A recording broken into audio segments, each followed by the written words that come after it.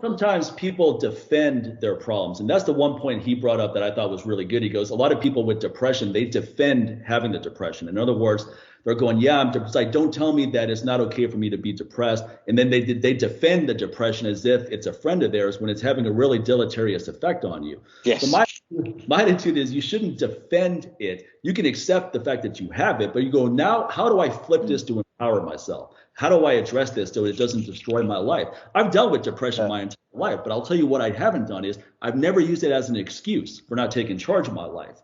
If anything, it's a fuel. If anything, it's going, okay, I don't want to do this, but now I have to do it. So I can tell this voice in the back of my head to shut the fuck up. You don't have control over me. All right. I don't feel like doing this. Hey, shut the fuck up. You don't have control over me. I decide what I'm going to do and all that.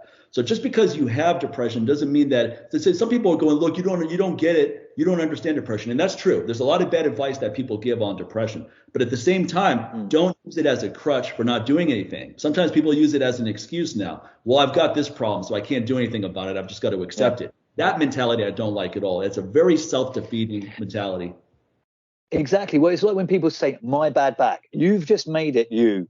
Not I've hurt my back. Okay. Or you've twinged it. Like I know that when you were talking to Vince, you were talking about some of the injuries that you'd had, and but you're not associating with them. What you're doing is you're going, right, I am going to go to ART and I'm going to work. So you're not, it's not a crutch. It's an issue and an obstacle you're currently dealing with. It's exactly the same way. I remember saying at the time to my ex-wife, when I got to the diagnosis on Lyme's, that I said, it's chosen the wrong person to fuck with.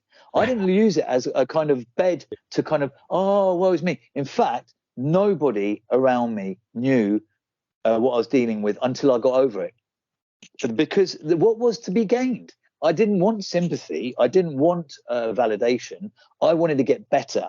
And until I could find, if I felt somebody would be able to help me with that, then yes. But, just putting a post up on Facebook, not feeling good today, you've got to take responsibility and move on.